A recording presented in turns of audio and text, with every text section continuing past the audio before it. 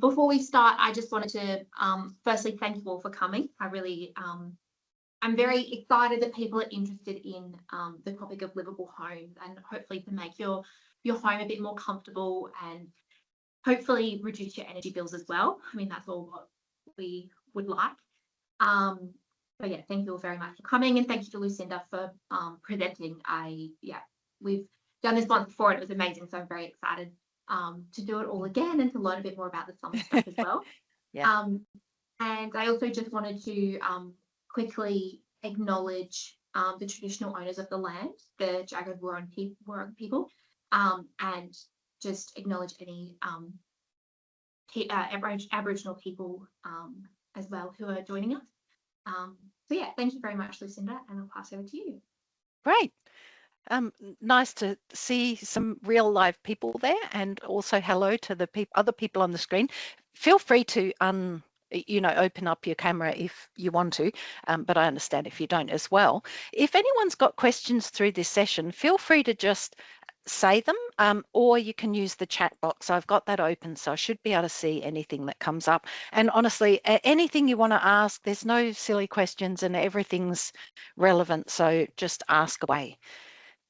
Today we're going to be,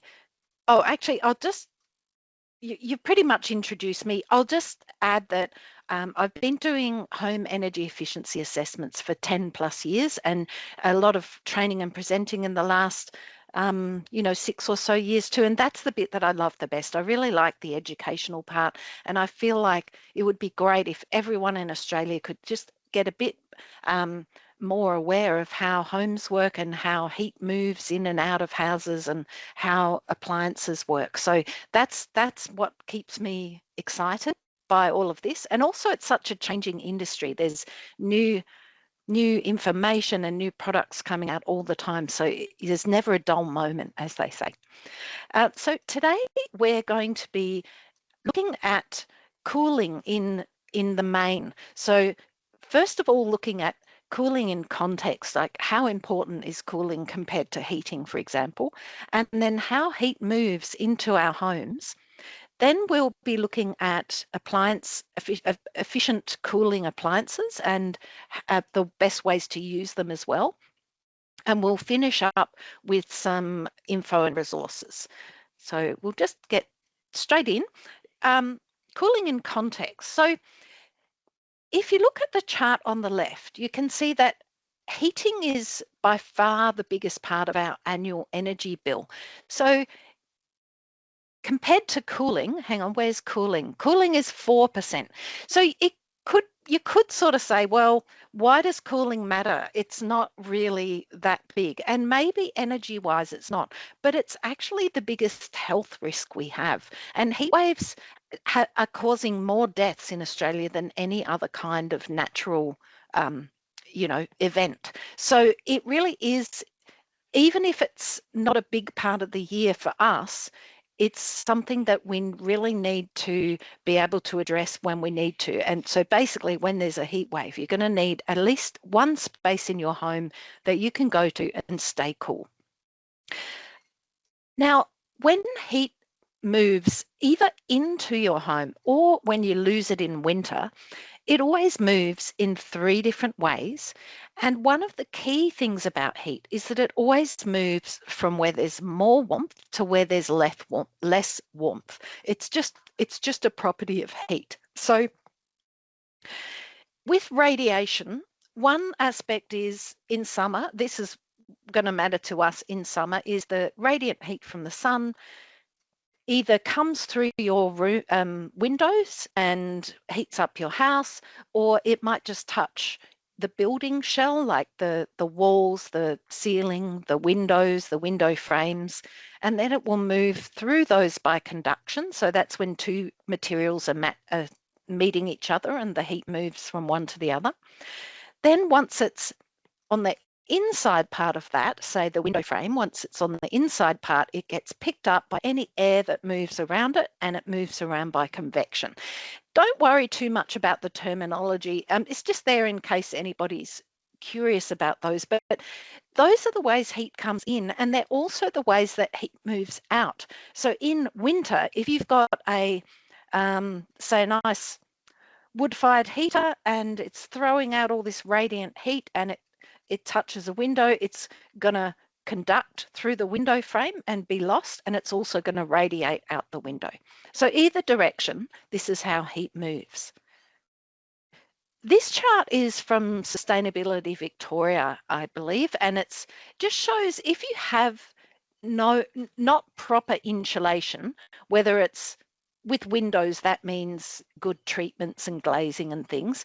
But if ceiling, wall and floor insulation and including air leakage, these are the amounts where you could be losing heat. So out of 100%, if you've got no ceiling insulation, up to 35% of heat could be coming in summer through the ceiling. And the next biggest one is the windows. So ceiling insulation and windows are super important in summer, but wall insulation is also important, and air leakage as well. Floor insulation is really more of a winter thing, so we don't talk about that much in terms of summer. I love the quote that the cheapest energy is the energy you don't use. And that applies to everything that you do to your building shell to manage the entry of heat or the exit of heat. Because whatever you do is just going to pay itself off year after year by you not needing to then put on heating or cooling because your home hasn't heated up or cooled down. And this is the first place to start. You can get efficient appliances, but if you still have an inefficient home, you're paying energy that you might not have had to. And a simple place to start is sitting down and thinking about which areas of your home you use, whether you can cool by zone, and whether there are problem areas that you might want to exclude. So examples of a problem area is, say you've got a house and it had a porch which has been built in just by hand, not insulated, and it's really hot, or it might have been made into a sunroom that's beautiful in winter, but in summer it's absolutely cooking. You want to be able to make sure you can separate that area off from the rest of the house. Otherwise, that heat in that one weak spot is going to come in to your home. So in terms of having one cool spot to be, that's really important too, to be able to close off a zone and keep it cool, even if the rest of the home isn't so cool. Sometimes that might be under the house, even if you have a two-story home or an underfloor space. If you need to add some zoning, there are some really low-cost ways to do it. Let me just get my pointer here. So this one is a telescopic pole. So it's not attached, but it's just stuck in a doorway where there might have been a door and it's been removed with a curtain attached. And that is separating two equally large areas and halving the amount of space an air conditioner is trying to cool. This one was a house I went to fairly recently where they got a telescopic pole from the hardware store and bought this quite lightweight curtain, and it doesn't even go down to the ground. And they said when they put it up, they weren't convinced it would do much, but they were really stunned by what a difference it made. And this is a DIY curtain that someone's put around a stairwell, because if you have a two-story home, often the upstairs will just get so hot that it's unlivable. So part of that could be improving things upstairs, but it also could be that any heat coming in downstairs is rising. So to reduce that amount of heat that's going from downstairs, you can put the curtain around, and that should help a bit. Draft sealing is a very well-known way to improve your home. Some of it can be quite easy. Some of it can be trickier than you might think. I always think that doors and windows are actually quite complicated, but other things where there's just a simple gap can be easy. The older the home, the more built-in drafts there are going to be. Homes that are pre-1990s, like 80s, 70s, 60s and earlier, they often have a fair few drafts that are purposely built into them, which we can now generally seal. And I'm talking about vented windows and wall vents and ceiling vents. So An older house will have more of those, but it doesn't mean that a new house won't have gaps. Sometimes there are gaps in a brand new house just because trades haven't finished off electrical or plumbing penetrations very well. So it's worth having a look at this image and then walking around your home and seeing if you can figure out what gaps there might be. And this is a pictorial view of what impact those different gaps have. One super important one is this chimney. So if you have any open chimneys, they are giving you a massive amount of cubic meters of air leakage in and out per hour, 650 almost cubic meters of air leakage. So they're really important to cover up. But evaporative cooler vents, I mean, I suppose you'd have them open if it's summer, you'd be using it. How about wall vents? If you're in an older home, probably every room has a couple, and all up, that's about 120 cubic meters of air leakage per hour. And that could be warm air coming in. And this is why it matters and why it really is worth figuring out where they are. People worry about ceiling gaps and they say, but, you know, what about ventilation? Is my home gonna get moldy if I seal up my wall vents? The thing is, we do definitely need ventilation. So when you draft proof, it might mean that you need to be more mindful of moisture and figure out ways to A, not put it into the air so much, and B, get rid of it better. But it doesn't mean that we don't draft seal. They're two different things. Drafts are the uncontrolled movement of air, and ventilation is what we need to do to purposely control it. With drafts, part of the job is not just sealing drafts, but keeping an eye on things, because you can very easily,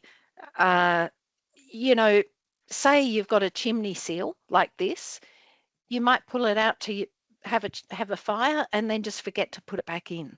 So keeping an eye on things, making sure they're closed. If you've had a window open in the bathroom to vent for some reason and it's going to be a really hot day, make sure you close it before the hot day. Ceiling insulation or insulation in general can be up to 80% of winter losses and a lot of summer gains as well. I'll talk through each of them one by one. Sealing in any kind of insulation, actually, the way it works is by trapping little pockets of air. And by trapping air in the insulation, heat just can't move through it so much. So the R value of your insulation is referring to the resistance to heat transfer. So that means that the bigger the R value, the better it is at resisting heat transfer either in or out. And ceiling insulation is very much something for both summer and winter, because in summer it's stopping the heat coming down, but heat rises in winter, so it stops it being lost out of the roof as well. If you're building new, you'd be aiming for something like R5 insulation, which is really thick. It's about 26 centimeters thick. But you don't need to have 20. That would be if you're doing it brand new. But if you had something like, say, this, that's more like 10 centimeters. And as long as it's nice, good, even coverage, that's actually okay. It's still made a big impact on reducing the heat transfer. So I wouldn't worry about that so much. It's more if you have none or almost none, or there's lots of patches of empty space. If you want to add more insulation, generally you don't need to take out what's there. You can just add more on top. Unless there's something actually wrong with your existing insulation, like for example, you had a flood and it's completely wet or something like that. But other than that, I know some companies automatically include removing it and vacuuming out your roof space, but it's about $2,000 to do that, and then you've just got to replace it. So I personally don't think there's any value in doing that unless there's something wrong with it in the first place. One of the most common issues that we find is just gaps in our insulation. In this example, you can see that insulation looks really nice, actually. It's not even dirty. It looks like it's pretty new, and it's had trades in the roof, and they've moved the insulation aside in order to install a light there and a fan, what looks like a fan there, something like that, and a light there, and they just haven't put it back. If you're in this situation, the reason it matters is that if you have 5% total of gaps in the coverage over your whole roof, it halves the value of your insulation. So by filling in those gaps, you can have a really good benefit, and you might not need to buy any more insulation at all, just fix up what's already there, which generally I'd say a handy person could do, or as long as they know what they're doing with insulation and how to be in a roof safely. But it's well worth checking. If you are able to borrow a thermal imaging camera from somebody, you can have a look from underneath. Otherwise, you could get an insulation company to come and have a look and see if there's a problem, or any other trade that might be in the roof. If anyone happens to have a cathedral or a raked ceiling, it's hard. It's a much more challenging job to insulate, but it is possible, and these photos show a couple of the ways you can do it. This one is with bulk insulation that's been added underneath, and then a new ceiling, a new plaster ceiling. And this one is, instead of the bulk insulation, it's Kingspan composite panels. So they're a composite of insulation and plasterboard cut to size and put in between the beams. So either of those are an option, but it's not a job that an insulation company will do. It's more of a builder's or a handy person's job, because it requires plasterboard and all sorts of things. But it's probably, if it's an old house, like a 70s house, and it's got that sort of ceiling, there's probably almost no insulation in there. So it could be worth considering. There's no legal requirement that you have to have insulation done by a professional company. But if you can, I would always advise it, because there are a lot of hazards in the roof. So if you did want to do anything like that yourself, it's not something you just go up and do. You need to make sure you're aware of all of the hazards, in particular electrical safety. Generally, you turn off the mains power. You need proper personal protective equipment, and actually falling through the roof is apparently quite a common thing for people who aren't used to being in roof spaces. So it's not that you can't do it, you just need to be aware and have made plans to make sure you keep safe. If you do manage to borrow the thermal camera, this is what gaps look like. With a thermal camera, the way it works is different colours represent heat or cool. In all of these examples, the cool is represented by blue or more purple, and the hot is represented by yellowy, orangey colours. So you can see that around this downlight, there's a massive piece of insulation missing and a whole heap of heat coming through it. This is around a heat lamp that's got a piece of insulation missing. Another one, that might be a manhole, actually, an access hatch. Oh, yes, That's just a standard exhaust fan. Anyway, that's what they'll look like if you end up looking like that. And the main thing is, if anyone's in your roof space, hopefully if they're a good tradesperson who takes care in their work, they will put back whatever insulation they move away, but always ask them to. And when they've finished and they come down, ask them again. Just try and do everything you can to make sure they haven't just left it in a pile. With wall insulation, you can have it pumped in. The companies that do it are probably in Melbourne. So for regional areas, I imagine there'd be a travel fee, but it is possible to do it by pumping it in from outside, which if you're not doing a major renovation, this is a much simpler way to do it, because it doesn't require them entering the house at all. They can pump it in through gaps in the corners of the bricks, or if you've got weatherboard, they can do it through the weatherboard, and they seal up the holes afterwards. So it's just something to know is possible. It is more expensive than ceiling insulation because it's more work. They've got to figure out where all the gaps are in the room. So this is what they're aiming for, is that they would have to drill a hole there and there and there and there and there and there. You don't really know how many holes are going to end up in your wall until they come there, because they have to use a stud finder and see where all the sections are.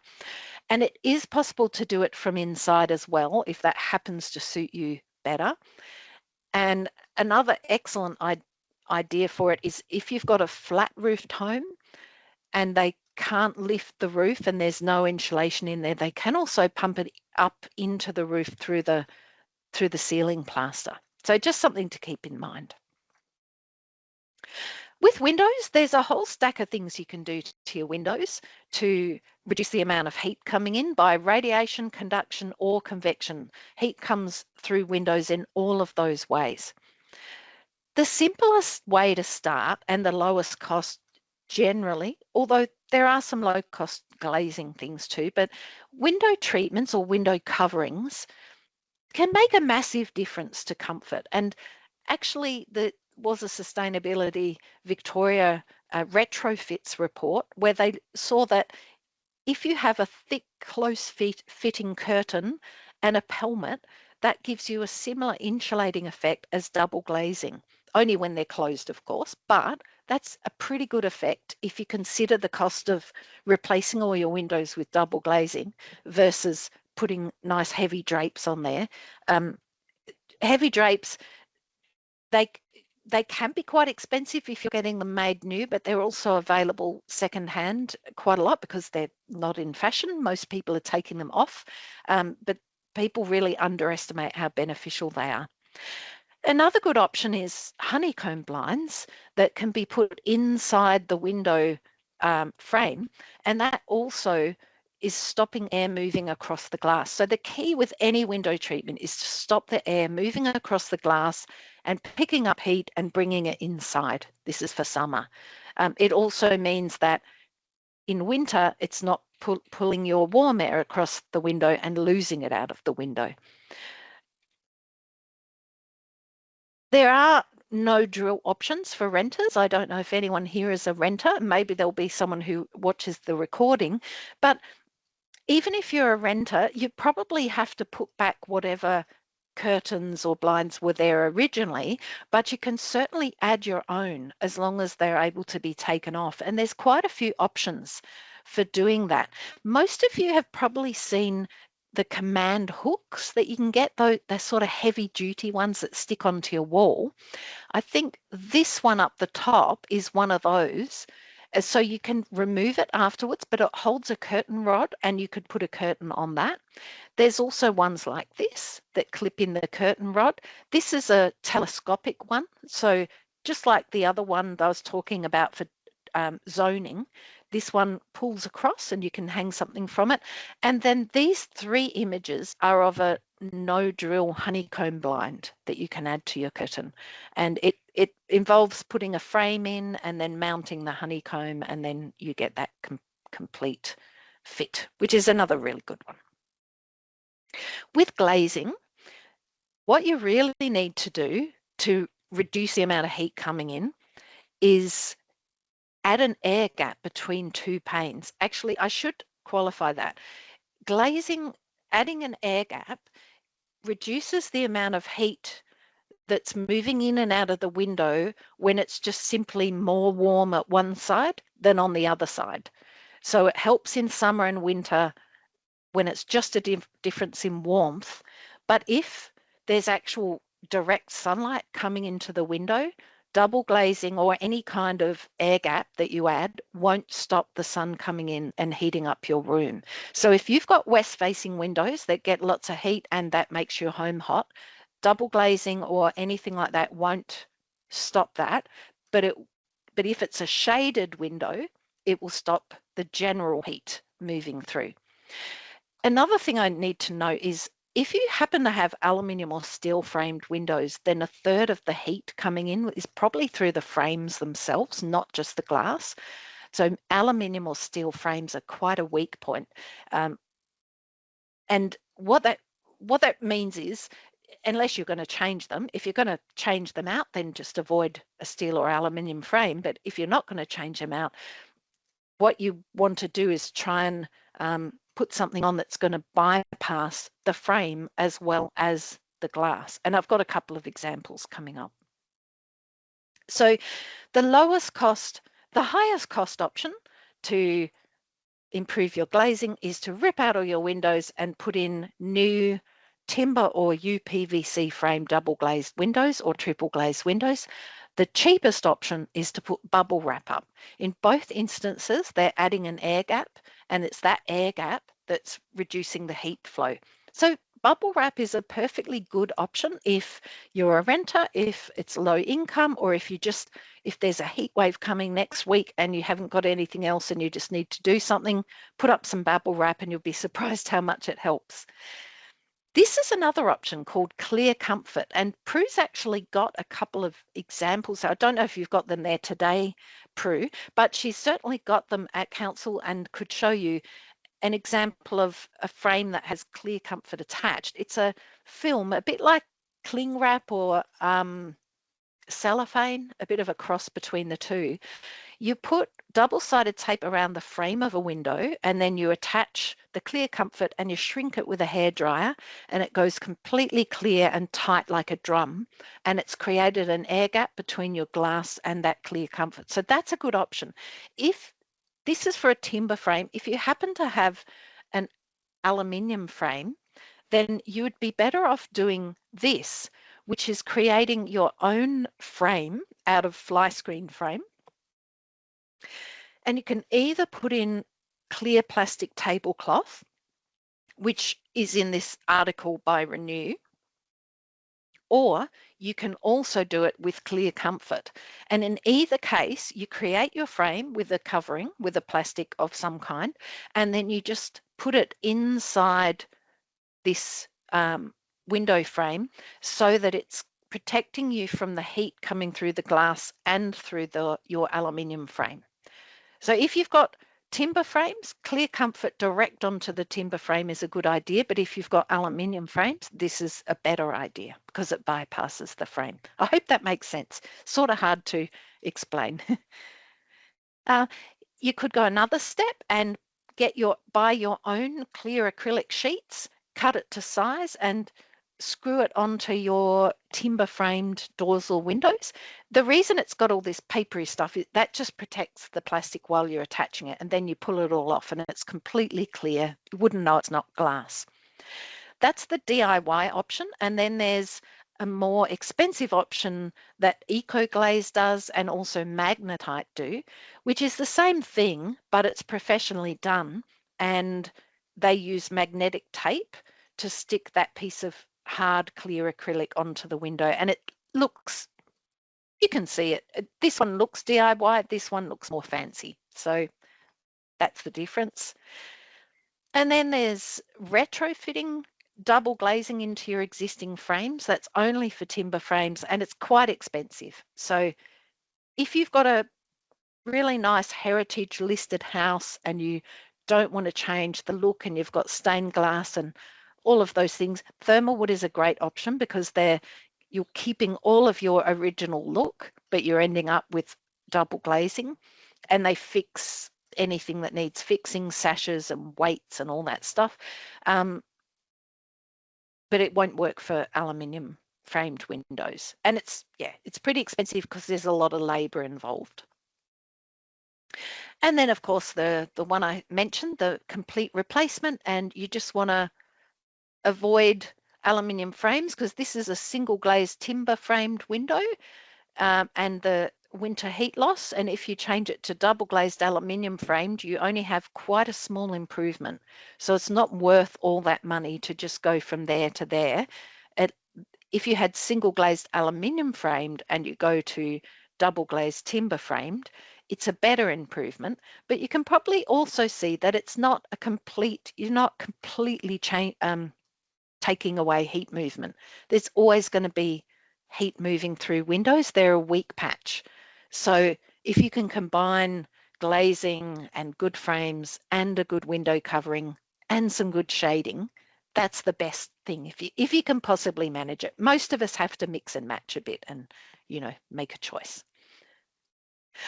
Just a note on tinting and reflective coating. Often, actually, I got asked about this today. People, when they start to think about summer, they start to think about getting tinting on the windows, and it is heavily marketed as well. And the thing is, it is very good at reducing heat coming into your windows in summer. But the thing is, we are in predominantly a cold climate. So you might be making improvement in summer, but you might be giving yourself a negative impact in winter, which is usually a longer time. We normally heat for about 6 months of the year and we cool for maybe 2 months. So I just don't want people to put it in for summer, but then have a bad impact in winter. It's always better if you can to do things that help you in summer that are adjustable. So an adjustable blind that you pull down and then you pull it back up to allow the winter heat, the sunshine in winter. I think something Yeah. interesting on that, sorry, was that I was talking to someone a few weeks ago, and he had put in tinting because he had these huge windows, western facing, and it was in the kitchen. Yep. And he said even in winter, like the heat was just way too Oh, much. wow. Yeah. And so he put in tinting, and it was, Yep. I think it wasn't very much tinting, and he said it's made a huge impact onto his Yep. onto his property. And he was asking, like, what else would I recommend? And I was talking about the external shading, like a plant that I can't remember what the word is, but deciduous, that's the one. Deciduous vines, so that then it provides the most benefit in summer.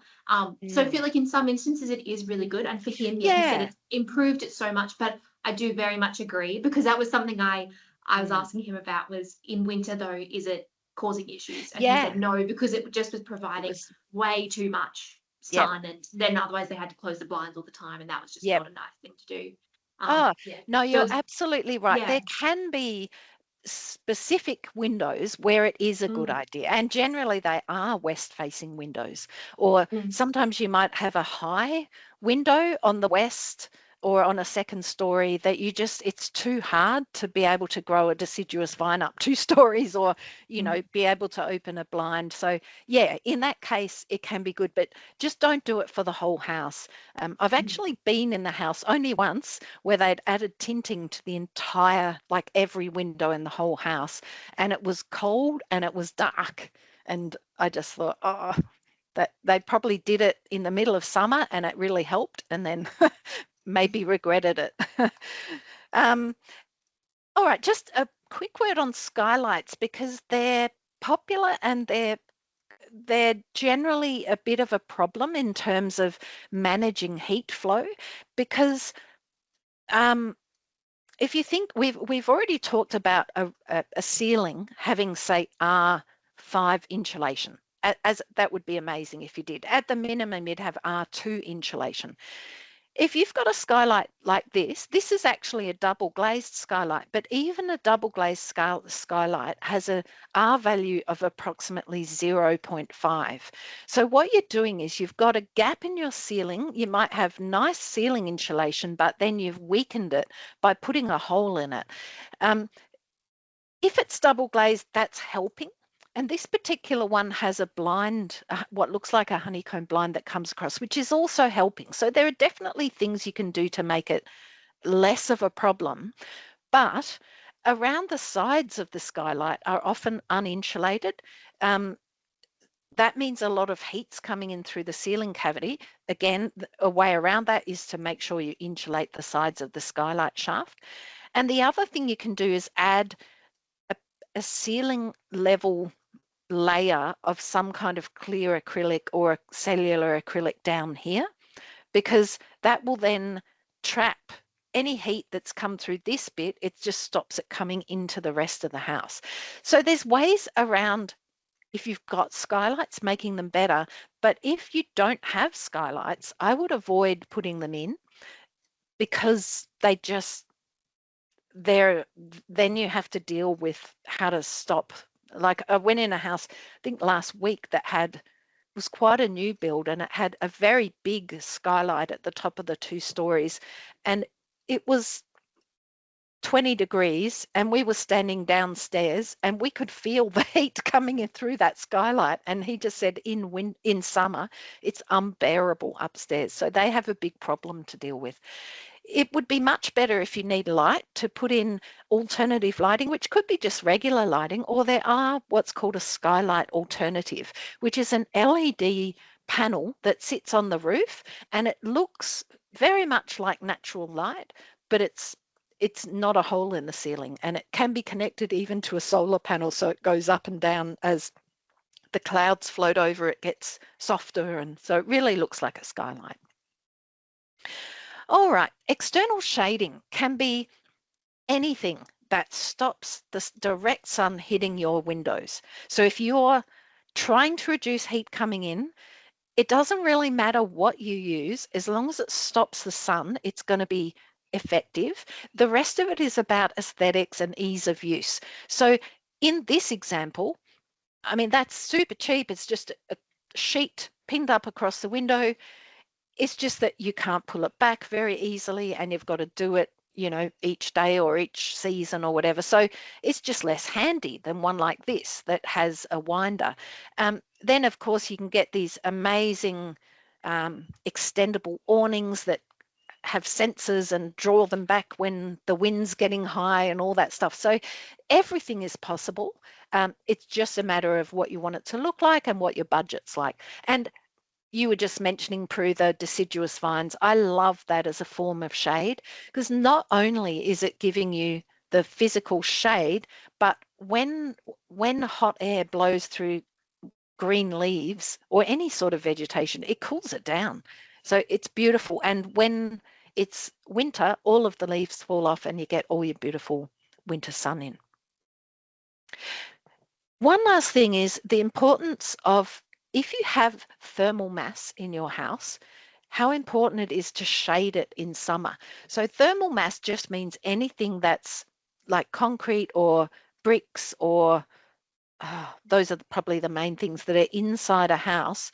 And say if you've got a big north-facing window and you've got a concrete floor and sun shines in that window or the west-facing window and touches the floor, it's going to act as a soak and soak up all of that heat and then radiate it back at you. So the best thing you can do is just make sure not one drop of summer sunlight is coming in and heating up your thermal mass. Oh, I said one last thing, but there's a last thing. Actually, there's a couple of last things. So this one is about wren shade foil, and I don't think I sent you any, Prue, but you can use it in the same way. The example I said where you make your own window frame with the fly screen frame, and then you put in the clear plastic or the clear comfort, you can do the same thing with wren shade, where you make your frame and put that in. You can then place that frame into, in this example, this is in a deck that has a laser light roof. If anyone has one of them, I know we have one, and in summer it can be so hot under there with the heat coming through, but this will reflect a large amount of the heat and make it a more livable space. This is the typical use of wren shade, which is literally just sticking it with Velcro dots onto the inside of a window. That would be another one that would be really good for, say, a west-facing bedroom that just gets too much sun, but it's a temporary thing. So if you're renting, or if it's a window where it's usually not a problem, but it just is right then, or if it's a heat wave, you just whack that stuff up and you can take it away really easily. This picture on the right shows that I'm not going to say it's the most beautiful thing, but it's also not as bad as you might think it is. And you can still see through it. It's just muted. It's an excellent option for a skylight. If you've got a skylight that's pumping in heat, that can be easily added from underneath. And it's just called wren shade foil. It's perforated foil. Don't forget about natural ventilation after a hot day. This is something, you know, people used to do, is just when the hot day ended, open everything up, air the house out. There are some tricks. One is that generally, at least for us, the cool in Melbourne, I mean, the cool breeze is usually from the south. So one of the tricks is opening a small window on the south and a bigger one on the north, and that creates a sort of suction effect and forces more cool air to come through your home than if you have the big window open on the south. It's sort of counterintuitive, but that's how it works. And stack ventilation is particularly important if you have a 2-story home. If you do, and you could, this is one instance where you might put an openable skylight there, but only if it's, say, south facing. You definitely don't want to have one that's west facing because it's going to get too much heat. But you can use it to your advantage, or if you've got one already, to allow that heat to be sucked in and out. All right, user behavior. This is just using all of the things we've talked about to your best advantage, which again, I grew up with, and I think a lot of people did, that if we knew it was going to be a really hot day, we'd pull down all the shades, we'd close the curtains, we'd do all this stuff to just keep the home cool as long as possible. And you can still do that. And then once the day is over, you open everything up. I think that's just the common sense way of using windows. Now, we're about to talk about appliances. I wonder, does anyone need a break or need to grab a cuppa? What do you think, Prue? Should we keep going or? Going? Yeah, I think keep going. Although there is one instance of letting light in, is these two tubes that you can bring in from the ceiling and let light in. Oh, solar tube. Yeah. Yeah, solar tube. Do they lose a lot of hot air or anything like that? They're a much better option. If you were going to do something, that would be a much better option. But if you were going to do that, I think an LED skylight alternative would be even better, because you can't see outside through a solar tube. It's just a diffuser panel at the bottom, and you're still creating a hole in the roof. So I feel like the skylight alternative would probably be cheaper as well to put in, because you're just attaching it to the ceiling plaster and running a little wire up to a solar panel. But yeah, a solar tube is a much less heat problematic thing. Yeah. All right. Okay. Okay, appliances. So we saw this before, and you can see that cooling is actually quite a small part of your bill. But the good thing is that heating is a massive part, and the same appliance can be used for both, and it's a very efficient appliance. With cooling, hang on, what have we got here? I'll talk about that appliance. You probably all know what it is anyway, but with cooling, the cheapest way that you can cool is ceiling fans, but it's not really cooling. It gives you a cooling effect, but it's not really making the air cooler. The next lowest cost is evaporative cooling. Do any of you have that, actually? Evaporative cooling? It's quite common. It's the one that it sits on the roof and it draws air across wet felt pads and into the house, and you leave the doors and windows open. So it's nice in that you can leave your doors and windows open, but it does have limitations. And the next lowest cost is the reverse cycle air conditioner. The reason all these costs look so low is purely because it's only a few % of our annual bill. If this was heating, it would be a different thing. So with heating, you can see that by far the cheapest is the reverse cycle air conditioner, and even more cheap if you have solar, because you use it to run the air conditioning. I do have more information on reverse cycle air conditioners in a minute. I think I just moved my slides around so that I talked about the cheapest options first. So we'll start with ceiling fans. Actually, it says reversible ceiling fans, but any fan of any description is a really efficient way to get a bit of cool happening. If you can, a reversible ceiling fan is a great idea, because in winter you can put it on reverse mode, which helps move warmth out of the ceiling and back into the room, especially if you've got a high ceiling. That's a great option.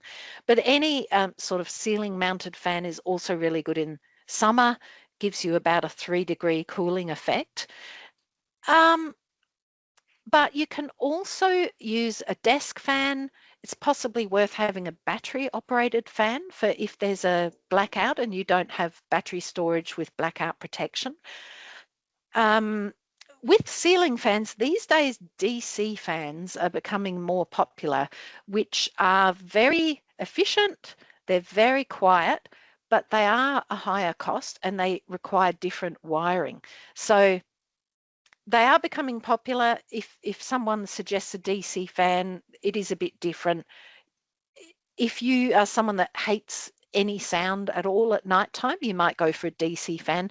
I don't mind personally the sound of the fan running, so that's a bit of personal choice, I'd say.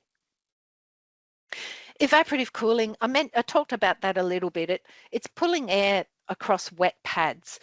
The problem with them, as I see it, is for some people they work great, and it partly depends on the house and the house design, and partly depends on the people that live there and how they feel about heat. Some people love them because they can keep the doors and windows open and it's all they need, and they're not fussed by needing anything else. For other people, then they don't work at all. The house that I mentioned that I went to this week, that was 2-story with a big skylight upstairs, they had evaporative cooling upstairs, and he said it just didn't do anything. It just felt like it was pushing hot air around. So in some instances, it's just not going to do the job you need it to do. It's cooling the air minimally, but usually by a maximum of about 5 degrees. So if it's a 40-degree day, it's still going to be 35, even with the evaporative cooling on. So if it's not the thing for you, then reverse cycle air conditioning is going to be the way to go. Now, this is the one that I was saying does the heating and the cooling, super efficient. There's really good rebates to put them in at the moment, and they are using heat pump technology. Heat pump technology is a really important part of why people are talking about going all electric now, and that all electric homes are cheaper. Part of it is because heat pump technology is so efficient, and we have now really good options for heat pump heating and cooling, which is reverse cycle air conditioners, heat pump hot water systems, and our fridges and freezers are also using heat pump technology. Most people call them split systems. So if someone says that, it's the same thing as a reverse cycle air conditioner, and those are a heat pump. And they use inverter technology as well. So if someone says they're installing an inverter and they're talking about this, that's what they mean, that it's got inverter technology, which most of the new ones do. Why are heat pumps so energy efficient? It's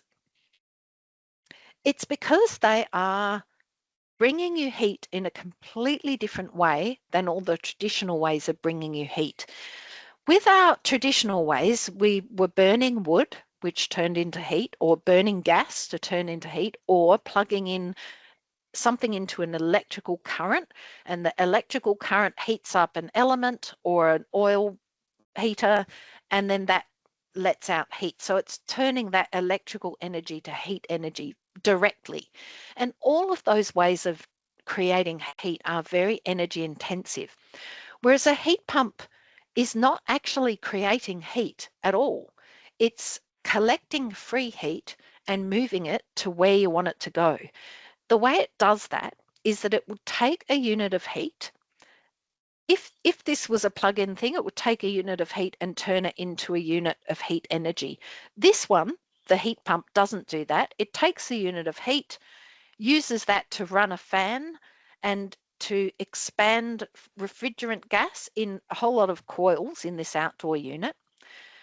When refrigerant gas is expanded, it gets really cold, which means that all of the heat that's naturally in this outside air being pushed through the cold refrigerant gas moves into the refrigerant, because remember, heat moves from where there's more warmth to where there's less warmth. So if the refrigerant gas is cold, it will attract the heat, and then that heat is collected and moved into the indoor unit and let into your air.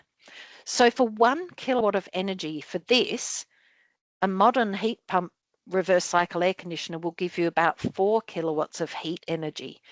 And if you do it on reverse, it just does the same thing in reverse. So it's taking the heat from the inside air, giving you the cool air back, and moving that heat through the refrigerant gas to outside where it gets expelled. That's another bit of a tricky one to explain. So hopefully it makes sense. Heat pump technology is amazing, and it's just getting better and better. When we first had reverse cycle or refrigerative cooling systems, they weren't anywhere near as efficient, which is why I think people started to think of them as being energy guzzlers, because in the beginning they might have taken a kilowatt of heat and a kilowatt of electricity and given you 1.5 kilowatts of heat or cool value, whereas now it's so much more. If you are interested in moving to heat pump reverse cycle air conditioning, there are 3 options you have. This is the one everyone knows. The single unit has an outdoor bit, which has refrigerant gas in a whole lot of coils and a fan, and it has an indoor bit. This middle one is called a multi-head reverse cycle air conditioner. It has one outdoor part, but it's bigger, and it's sized so that it can power all of these indoor ones, or it can provide heat or cool, whichever mode you have it on, to all of these indoor units, but they're not ducted. So the heat or the cool is being transferred via the refrigerant gas through these lines and back again. But each of those units can have its own remote control. So you might have this one on in the living room and not be using any of the others, or you might have them on at a different temperature. So it's a really versatile option, and it's great if you have a number of rooms you want to heat. The other option, sorry, was that a question? Nope. The other option is the ducted system, which is exactly the same as a gas ducted system, except it's both heating and cooling, and it's electrical, and it's heat pump technology. So it's still efficient, but ducted systems are always less efficient than individual alternatives for a few reasons. One of the big ones is because there are losses through the ductwork, and that's purely because you're trying to transport either heated or cooled air through some fairly flimsy ductwork that does have a bit of insulation, but it's trying to move it across, a number of meters, maybe up to 20 meters, and heat or cool just gets lost through the ductwork. And the older the ductwork gets, the worse that gets, partly because of lack of insulation, but also it just breaks and animals scratch it and it starts falling apart. So if you've got this sort of thing happening, there's masses of heat being lost. And you can see here in the joins are usually not insulated, so you've got big heat loss there as well. The other thing is, with a ducted system, you're always pretty much heating a lot more space than you would if you had those individual ones for different rooms. And it's harder to keep comfort control because each part of your home is so different. One might be west facing, like the example with the guy with a west facing kitchen, and then there might be a south facing bedroom, and there's only one thermostat. So which temperature does it get set at, and who's going to be comfortable in which space? The other thing most people don't understand, and I didn't for a long time until I saw these images. They're from a great group called Efficiency Matrix, and they're showing how ducted systems are designed to work, which is that the unit, this is a gas ducted unit, but it could be your reverse cycle ducted unit. It's putting out a certain volume of air, and that same volume of air has to go back to the return air to go back to the unit to be reheated or recooled. And that's what's called the balanced use of a ducted system. That's how they're designed to work with all of these doors open. What happens quite frequently is say kids get older or you're working from home and you end up closing doors, this unit is still putting out the same volume of air, but instead of these doors being open, the heat builds up here and the return air is starving for air. So it starts drawing in air from any which way, any place it can, which is often through drafts in the house. So whoever might be sitting in here gets colder and whoever's sitting in here gets warmer and everyone's unhappy. And this is the case with a lot of houses that I go to, and they're like, yeah, that just doesn't work in the living space, but it's the kids' rooms get way too hot. And that's exactly what's happening. So if you want to have doors and windows closed, doors closed, ducted systems are probably not right for you.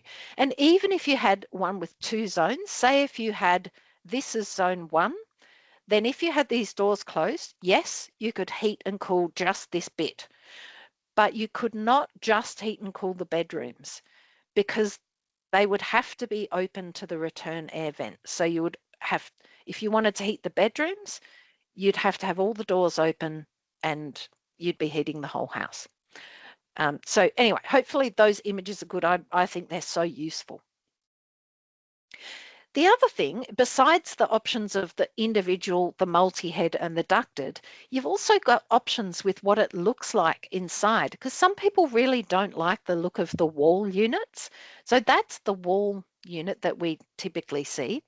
But there are actually floor mounted, or this one's a little bit above the floor, but it could be on the floor. So that's an option. It might hide it away a bit and be better for you. And actually a home I saw this morning had this, a ceiling cassette, which means there's nothing on the walls or on the floor at all. And it's coming from above. And if you're doing renovating, you can even tuck them away inside little, I think they're called bulkheads, these things. So that's another option. It's still an individual, it's not a ducted system, it's an individual, it's actually this one here. It's an individual system.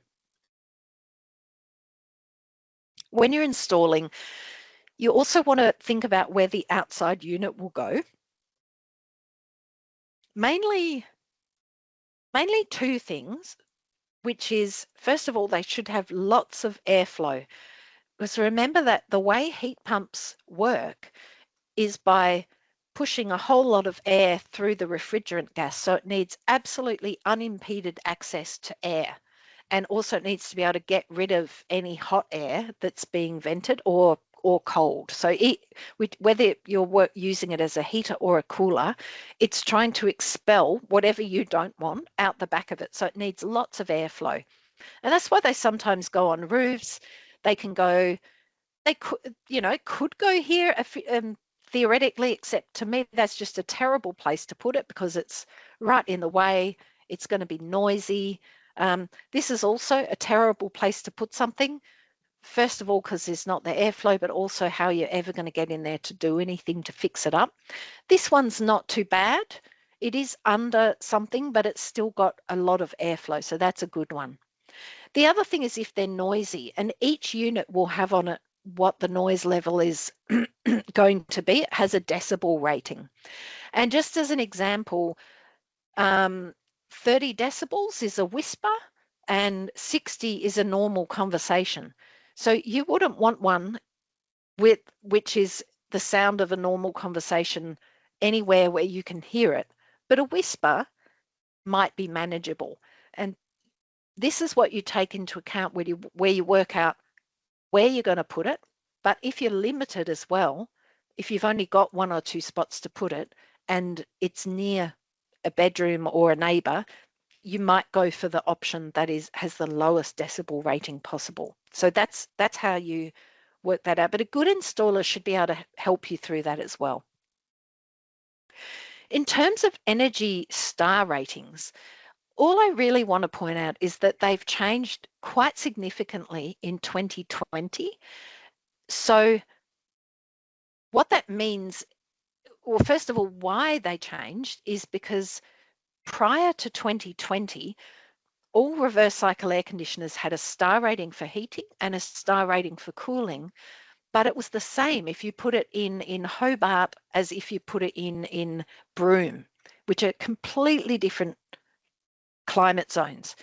So in 2020, they finally went, this doesn't make sense. We need to rate them according to their climate zones. And now Victoria is in the cold climate zone, or most of Victoria. And what happened in general terms is that the star ratings for cold climate zones dropped. So a unit that in 2019 was a 5-star heating unit, if you install that exact same system in 2020, the same model, same brand, same everything, it would only have a rating of maybe 2 or 3 stars for heating, but it's the same exact thing. So the main point I want to make is if the highest rating you can get is 3 stars for heating, that's actually, nowadays, that's really good. Whereas originally, prior to that, we would have been saying go for 5 or 6 stars, anything less than that's not good enough. So that's what the change has been. With sizing, it's an important thing to work out the sizing, and a good installer will help you do that. If you go with one of my rules of thumb as a suggestion is if anyone contacts you about installing anything at all in your home, solar panels, heat pump, hot water, reverse cycle air conditioners, I would not go with them, because they're basically sales teams and they're going to probably do everything just by charts. And there is a chart that says, say, for example, if you've got a 20 cubic meter room, then you put in this size air conditioner. But that takes absolutely no notice of, is the room on the west face of the house? Has it got floor to ceiling curtains? Has it got insulation? Has it, all of these things that make a really big difference. So you might end up putting something in that's too big for your particular home, or too small if it has poor thermal efficiency. One thing you can do is go to the Fair Air Calculator. This website here is just free for anyone to use. And it's got options. You can go to the heating load calculator, and it actually lets you walk through a room or a space, and it will say, okay, how big is it? How high are the walls? What's the wall insulation? What's the ceiling insulation? What's the underfloor insulation? Are the walls brick? Are they weatherboard? What are the windows? Do they have curtains? Blah, blah, blah. So it just goes through a whole lot of information, and then it calculates what heating you need to be able to produce with a system. So that's a good thing to do before you get someone over, because they might say you need a 10 kilowatt system, and you might say, well, actually my home's pretty thermally efficient and I reckon that a 5 kilowatt one would be fine, which will be a much better match for you. You can do the same with the cooling. Oh, there you go. You've got a noise calculator as well. You don't want to undersize a system though, because that will mean it's running all the time and it never stops, which can make it blowy and just annoying because it never turns off. Whereas a well-sized one will go on for like half an hour, get you to temperature, turn itself off, and then just slowly cycle on and off as it needs to boost up the temperature. With warranties, these used to be a bigger problem than they are now. There have been, just since this year, if you get a system put in using the rebate scheme, the Victorian Energy Upgrade Scheme, they have to have a 5-year minimum manufacturer's parts and labour warranty, which is much better than what it was before that, when that wasn't a requirement. And the other thing that they've mandated is that the installer has to give you Australian contact details for a warranty claim. So no more getting stuck with a system that you have no one to call for a warranty. So that's excellent. The same thing's happening with refrigerant gas. I'm not talking about that tonight. Just the thing to know is that the government is slowly making regulations about which refrigerant gases can be used. So we're having that sorted out for us gradually, which is excellent. Now this is a slide where I'm just trying to explain who can give you the Victorian Energy Upgrades rebates, because it's quite confusing. So this whole Victorian Energy Upgrades program is excellent, and we get some really good rebates to incentivize us to put in efficient products. So that's fantastic. Up to like $5,000 rebate, which is absolutely amazing. And in order to manage those rebate certificates, the Victorian government has accredited a bunch of companies called accredited providers, and their job is to manage the evidence that things are being installed properly and create rebate certificates, provide them to the customer and sell them on the open market. What's happened though is that some of the accredited providers are also then acting as a middle person. They're pretty much becoming sales centers where whatever has a rebate, they'll have a sales team that is cold calling people and doing letterbox drops and all of that stuff to try and get people to install things using the rebate. There's nothing wrong with them doing that, except that because the sales teams are generally not installers, they don't necessarily, like, they might just quote you over the phone without really knowing what's going on there, and then they subcontract the work out to somebody, and that subcontractor might get there and actually what they've been quoted isn't actually, the right product for you. Also, subcontractors tend to have a bit less, they have less motivation to do a really good job than someone who had a permanent job as in an installation company. The other thing is that generally they will always install the lowest cost products there are. I don't know why. Sometimes they'll also install the mid-range ones, but generally they're just trying to get high turnover, lots of sales with as cheap as possible product. The other way you can go is there are other accredited providers that don't want to do this sales stuff. They want to stay in their role, just processing rebate certificates.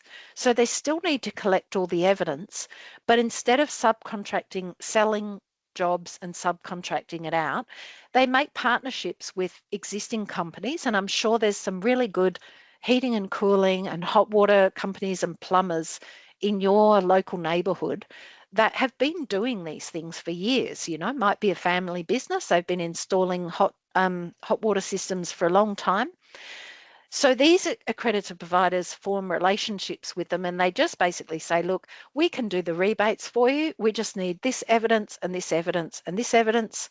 These guys will do it, give them the evidence. They give the rebate back to the customer. So the customer still gets the same rebates.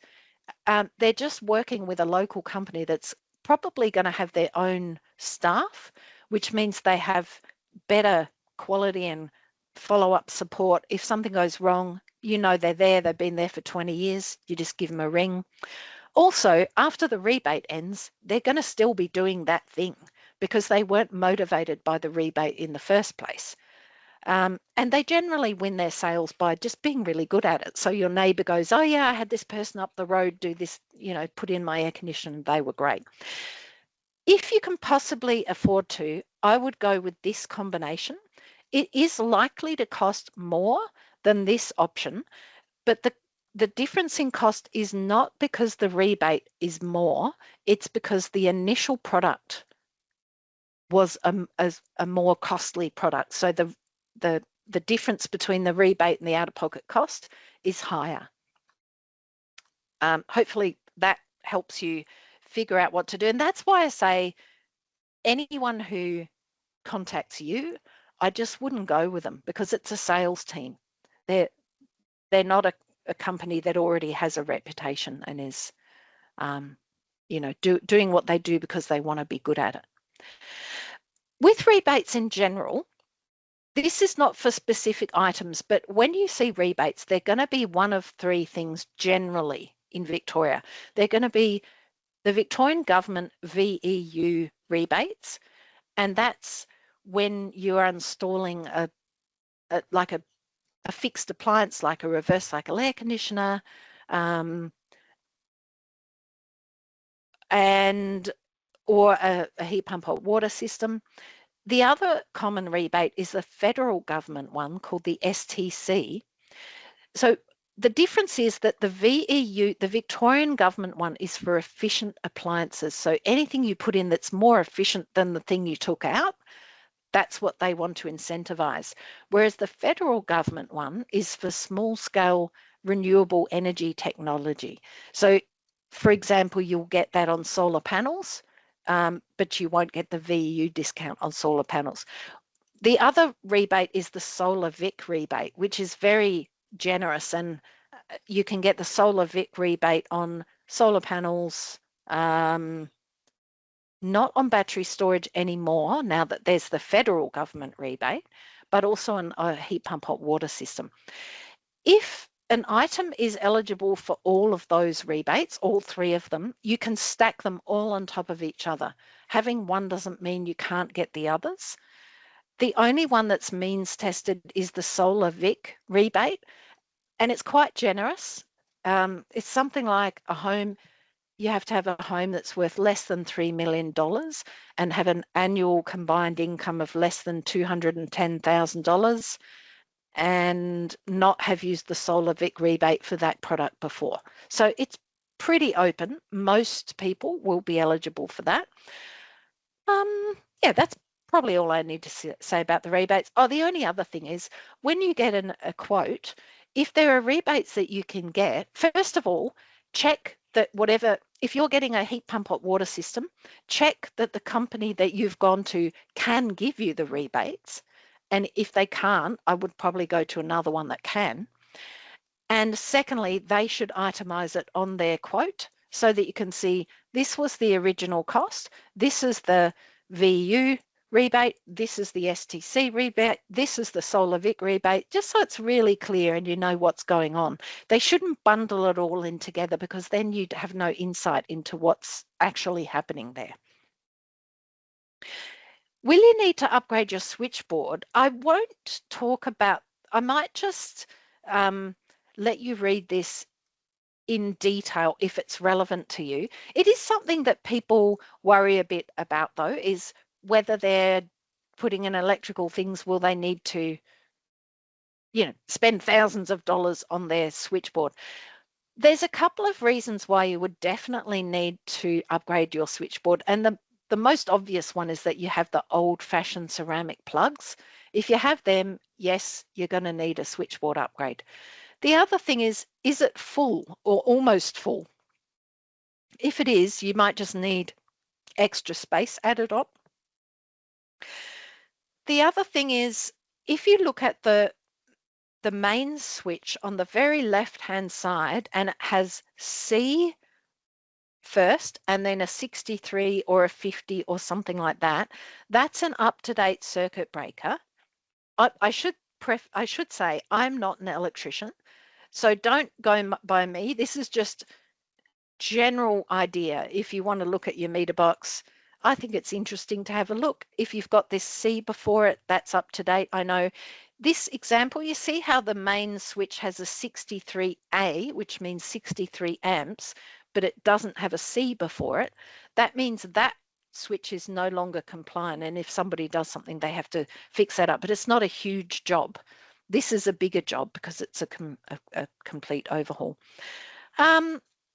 And the other thing is just the C and then whatever number that is, that's how many amps you've got coming to your house. So if it's quite a small number, like 32, and you want to have a whole electric house with a ducted reverse cycle system and solar panels and blah, blah, blah, and you're going to have an electric car, you just might need to get it upgraded to a higher power supply. But the thing to do is get an electrician to have a look. And usually when anyone does an installation quote, they should come and look at your switchboard and tell you if it's going to also require you upgrading your switchboard, because you don't want someone turning up to put in a heat pump hot water system and saying, oh, I got to upgrade your switchboard for $3,000 as well. That would be not nice. Just as a last resort, portable reverse cycle air conditioners. Sometimes I get asked about these. If you were renting, it is something you could do. But if it's your own home, I feel like the cost is perhaps a little bit lower than installing a permanent reverse cycle air conditioner, but they're less efficient. They're quite noisy. I guess one pro is that you could move them around to different rooms, but then you still have to vent them out through a window, and that can cause drafts. So I feel like they're not a good option unless you've got no other option. With cooling in general, wearing light and natural clothing is absolutely part of it. Just like in winter, you want to wear lots of layers of naturally warming things. Always using fans before and along with air conditioning. Even if you have air conditioning, still put the fans on because it helps move the air around and that keeps you cooler. If you have reverse cycle air conditioners and you're using them on cooling, if you set them to 24 to 26 degrees, you don't want to try and make it too cool, because the further you to the cool aspect you push it, the more energy it's going to use, because the gap between the outside air and the inside air is getting bigger. So that just uses more and more energy to do it. So you want it to be still feeling like summer, but just not stifling. Cooling by zone, if we look right back to the very beginning when we talked about zoning different areas in your home, the more you can heat and cool by zone and not by the whole of house, the cheaper it will be and the more effective it'll be in terms of comfort. Cleaning the filters, these things are very dirty air conditioner filters. They're really easy to clean. If you haven't done it or you're not sure how to, just ask friends and somebody can come and help you. But you just pull them out, wash them with a bit of clean, warm soapy water, let them dry, put them back in. And having machines serviced and cleaned outside can be an idea if you've had them for a long time, like 10 years maybe. Look, some people will say you should do it every couple of years, but then other installers that I know just say, don't worry about it unless you've got a problem or if it's not working very well. If you have solar panels, it's very okay to pre-cool your home during the day. Even if you're not there, it seems wrong somehow to put the cooling on if we're not there. But if you're generating solar energy, you're not earning anything from it by sending it to the grid. And instead, you could be cooling your home down so that when you come home, it's cool, and then it takes less energy to keep it cool into the evening. And the other thing is just trying to not introduce heat into the house in every way you can. So besides the active management of your house and your external blinds and things, try and not cook inside. Maybe get an air fryer, put it outside, or a plug-in induction cooktop and cook up some things outside instead of putting it in. So just a few, now I've got about 10 slides which are all resource based, and I'll go through them fairly quickly. And you'll have all these notes to take with you if you want to look at, if one of them is particularly relevant to you. Some of them will be, some of them won't be. But first of all, a quick overview is that the first thing to do is to prevent heat coming into your home by all of those building shell things that we've talked about, because the less heat that comes in, the less you have to worry about trying to cool it down again. Try and choose a zone that will be your cool space and do whatever you can to keep it cool. Maybe you put up some rain shade foil on the windows and just make sure there's a fan in there, maybe an air conditioner, maybe a portable air conditioner if you just want to keep that one space cool. Always using your fans and actively using your home. It's useful in any time of the year, summer or winter, to understand how you're using energy at home.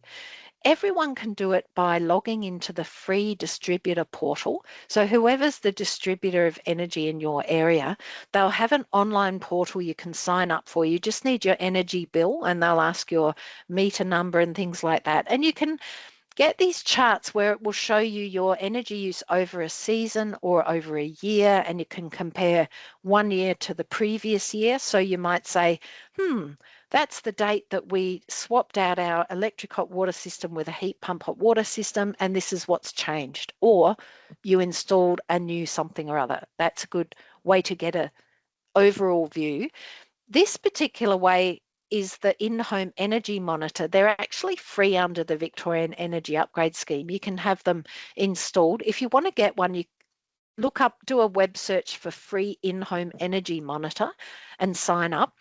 They'll attach this device to your meter box and then sync up your phone, an app on your phone with it, and then it shows you moment by moment how energy is being used. So if you turn on your air conditioner or your kettle or your vacuum cleaner, you'll see straight away what energy is being used. And that's a really good one.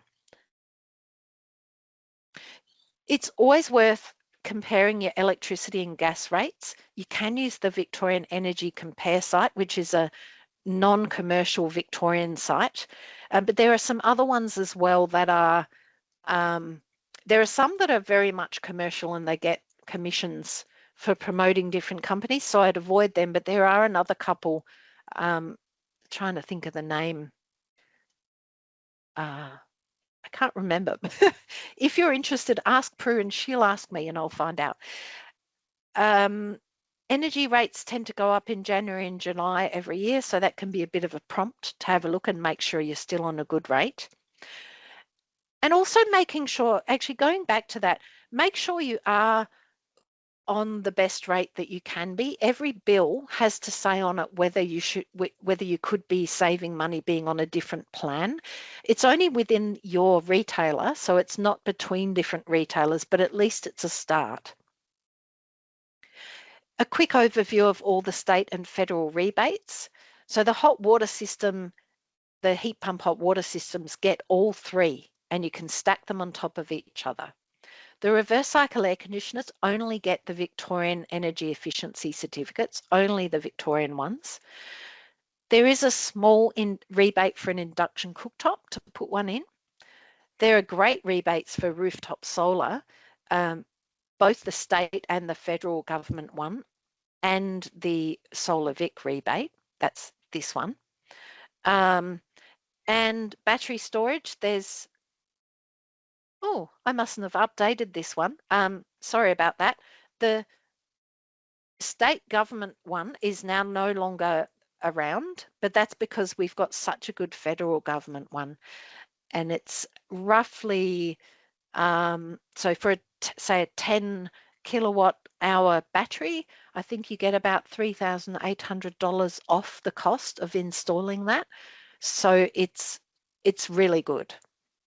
And it's a good time to investigate. Also because our rooftop solar, if you're generating more than you need and putting it into the grid, you're really not being paid much for it. So if you can save it in a battery and use it at night time when the rates are high, it can be a good combination. Not for everyone, but for some people. There is some good Victorian government assistance for anyone who has an eligible concession card, which it includes most concession cards. You can have a look up here to see if your concession card is eligible, and then you ring them up and they'll give you a $100 power saving bonus. And there's an energy assistance program. So if you're having trouble paying bills, they actually allocate someone to you to help you find a better deal for your energy, make sure you're getting the concessions, get you energy debt relief if you need it. So if you're having trouble, I think sign up for this because they're there to help you and they can help you talk through all the, sometimes it's complicated, making sure everything happens as it should. So that's their job, is to help you get that all sorted. Besides rebates, there's also, well, the Energy Assistance Program, that's the one I just was mentioning, but there's a Utility Relief Grant Scheme. And there's also the no interest loan scheme. This is also for people with concession cards, but you can get, say if you have an air conditioner that breaks down, it's your only air conditioner in the house and you don't have any money saved, you can actually get up to $3,000 for housing related expenses, which you then pay back but without interest. So if it's the middle of summer and you need that, it is a good thing to fall back on. There are green home loans and green personal loans that you can use if you're planning on doing a fair few things with your home. You can apply from them direct from various banks, or you can look at a broker if you're thinking of doing some major renos to your home and maybe electrifying it and adding batteries and all that stuff. A broker, because they get paid by the bank that you move to, they don't charge you. So you can ring them up and say, this is my situation, this is what I've got, this is what I want to get, and they could match you with the best loan or, person to go with. There's a really good Sustainability Victoria energy action guide that anyone can download free, and that talks you through the various things you can do in your home and what benefit it will give you. There's great information at the yourhome.gov.au manual. There's actually a big thick manual you can buy, which is amazing, but you can also access the whole entire manual online and download PDFs relating to different topics. So if you're just wanting to know about draft sealing, you can download all sorts of stuff on draft sealing, and it's free. And it's really good up-to-date information. Sustainability Victoria also has really good information and charts, and I use them, like all of those ones that show the annual cost to run different things. That's all from Sustainability Victoria. Also, Renew is a not-for-profit organisation that just does heaps of research and advocacy and has lots of interesting articles about energy efficiency and efficient appliances. So they're all really good resources to use. If you're still feeling like it's all just too much, you could always hire a professional scorecard assessor, and there are some that are close-ish to your area, to Corangamite. The reason the scorecard program was designed is because often people might know there are things to do, but they have no idea what order to do them in, what really matters, and who to go to for help. So a scorecard assessor is generally, not always, but generally they're independent. If they work with installation companies, they always have to declare that so that they're not trying to sell you something and you're not aware of it. Like, they shouldn't be trying to sell you something anyway. The idea is that they look at your home and provide what they think are the best upgrades for you to make you comfortable and save you energy. And this is all the things they look at, which is everything we've talked about plus more. So if you feel like the whole thing is just too hard, I think that's a really good option. Corangamite Shire has some resources too, and you've got the wonderful Prue there that you can contact. If you've got questions, she can always relay them through to me. I'm always happy to answer things. Or if you needed to ask about what things council can help with, or just get advice about anything in particular that's to do with energy and comfort, I would contact Prue and see if she can do something. Thank you very much for listening. You've been listening for a long time, so thanks for having such a good long attention span. I'm happy to answer any questions anyone has, if anyone has any. Yes, interesting. I'm thinking of the induction cooking. Yes. When people have got pacemakers on. Yes. They've got to keep a fair distance between that and the induction. Yeah, it's a commonly discussed thing, and it ranges between people saying you should be 30 centimeters away to 60 centimeters away. And I talked recently with my cousin who's a doctor, and he said, well, that's interesting, because if he's doing heart things, and he says if he wants to stop someone's pacemaker, he'll get a really big, strong magnet and stick it right on their chest, and it stops the pacemaker, and then they take it away again and the pacemaker starts again. Now, I didn't actually ask him why they would do that, but he did say that as soon as you're away from it, your pacemaker starts up again. So it's one of those things. I'm not a doctor. I feel like you would talk to your doctor, or if it's a concern, you can get electric cooktops. Apparently, if you get ones with a halogen element, they're more responsive than the standard electric cooktop. So they're sort of closer to cooking with induction, but not as good. Induction cooking's really nice. I've just recently had my pacemaker replaced. Yeah. And the newer pacemakers, they actually say the induction cooking doesn't affect them at all. Really? Hmm? Isn't that amazing? Oh, that's good. That's great. And so they didn't give you any closeness or limits, or they just said it's just irrelevant. Yeah. That's amazing. Oh, very good to know. Huh.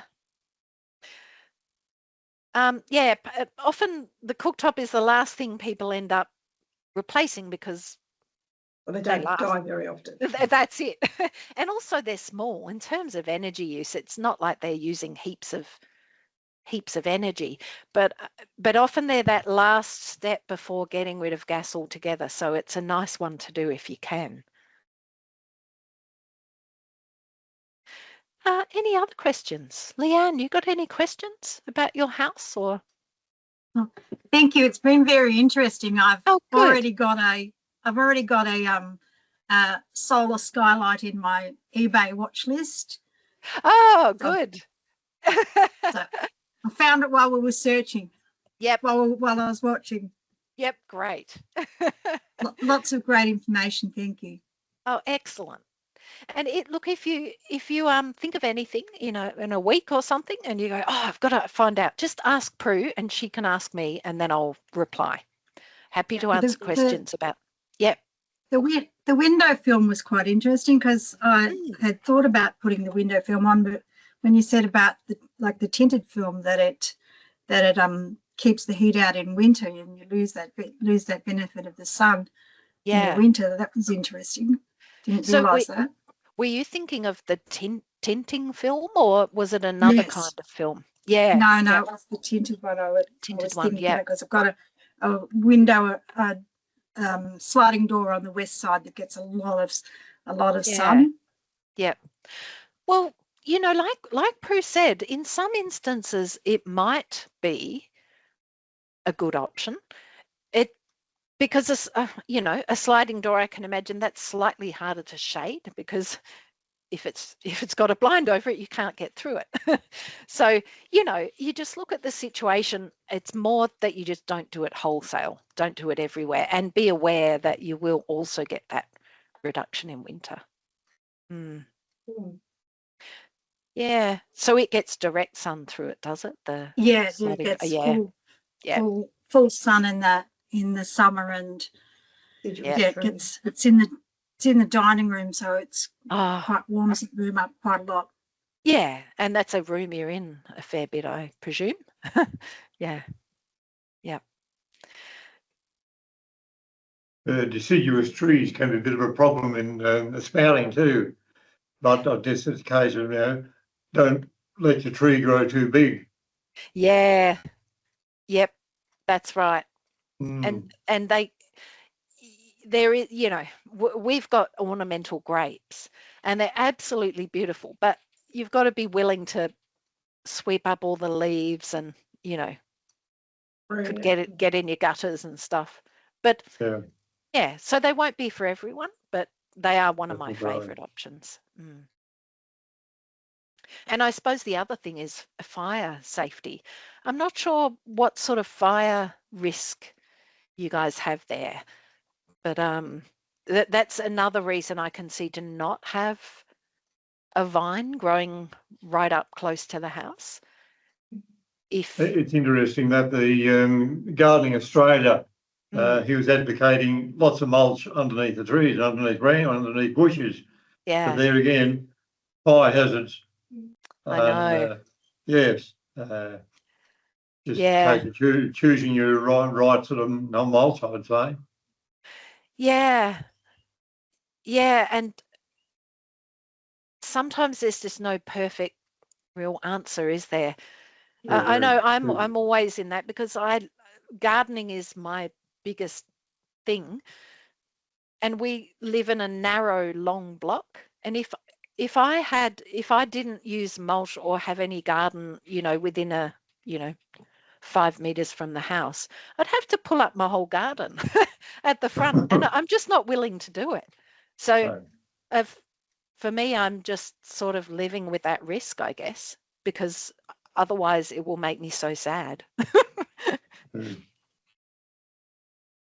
So yeah, and that's a good point for any of this stuff. There's nothing that is sure, it's good to put curtains on and stuff, but if you just love looking out of the window day and night and you don't want to cover up that thing, then don't do it. It's not like there's no absolute that you have to do something or not. It has to fit your lifestyle, and you have to love your house and what's in it. So I think that's been the biggest takeaways from me from all of what you've taught me is around, it has to be right for you and your lifestyle and your health and your budget. And then also that, one solution is not the same for every home. Like, it's not a cookie cutter solution. No. And so I think that's really interesting, just comparing different homes and different things that are impacting them and what your different lifestyle choices are, and seeing then what works for you. Which is really interesting. I think it's really good to see. Yeah, it is. It's funny. I went to one house. This is quite a long time ago, but it was the middle of winter. It was June, and I think it was. Actually, I think it might have been Bendigo or somewhere like that. And I was freezing, and I did an assessment for a guy who had all the doors and windows open and a t-shirt on. And he goes, no, because I was thinking of trying to help him find ways to stay warm. But that was not a thing for him. He wanted to stay cooler. And the heating was irrelevant. So, and then there's other people that are the opposite, that the cold frogs. And they just go, the hotter it is, the more happy I am. So it could be 45 degrees and they're happy, but they don't want it to be less than 20 degrees, So it's got everyone's different, aren't they? That's the truth. Yeah, you betcha. And it can change as you age. Absolutely, yes. And often older people will need more ability to heat and cool, both directions, because you just get less good at regulating it yourself, and that's fine. And also people with 3 kids under 5, their heating and cooling is going to be quite different because they often won't be closing. That's one of the only instances where sometimes a ducted system makes sense to me, in any case. It's interesting. We've got a grandson living with us, and we like the house roughly about 21. Yeah. And he came in and he was, oh God, he said, it's hot in here, and he's in shorts and shorts and shirt, and he said, it's like walking into an oven. He said. Oh, that's funny. So they must have it at a lower set point at their place. Well, whether it's that or whether he's just a more energetic sort of a kid, and he's just creates his own heat. And just doesn't need. Yeah, that's right. Of a kid, isn't it? They just don't need. They don't feel the cold. So, but he's not just a kid; he's a working lad. Yeah. But, right. I see what you mean. Oh, yes. Then he wouldn't need any heat at all, probably. That's about it. That's about it. Yep. Yes. Lucinda, do you have any recommendations? I know that when we did the winter series, we talked about personal heating devices like the electric throws and the heat warmer for your office chair and stuff. And I've really been loving that because I get very cold and my partner gets very hot. So I have my little heater blankie on me in the night time and I'm very happy. Is there anything that you can recommend for, I don't know if there is, but anything you can recommend for coming into summer to keep yourself a bit cooler if other people in the household are comfortable but you're overheating? Is there anything, or is it more so that then they just have to deal with being a little bit cold? Probably just fans, personal fans. And that's all I can, besides clothing and fans, I can't really think of anything else. I mean, I guess wet cloths and yeah, I can't think of anything that's the equivalent of the heated rug. Yeah, because that's what I was trying to think. I was like, is there any equivalent? And I was like, I feel like you would definitely know if there was. And I don't think that there is, I don't know, unless there's some weird product out there. Yeah. a cool pad. Yeah. I mean, yeah, maybe there is. Yeah, I suppose. yeah, okay. You can get those neck coolers. Yeah, I was just the neck thinking. coolers. And I know that they have like the dog beds that are Yeah. cooling, or like pillows that are cooling. I know, like for the nighttime. Yeah, so or like there is some. Yeah. the gel pads that you stick in the freezer and put Yeah. around your neck. Is that what you were meaning before? Yeah, that's what I meant. Yeah. Yeah. That'd be an idea. Mm. Mm. To think about.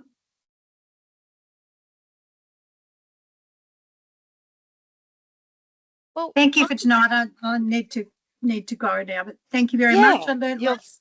You're most welcome, and hopefully everyone has, and hopefully more people will watch this and learn stuff and get inspired too.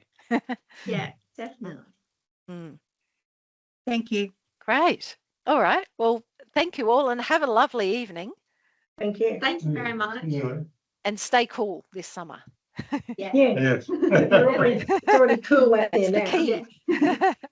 All right, great. Thank you all. Thank you. Thank you. Bye. Bye. Bye.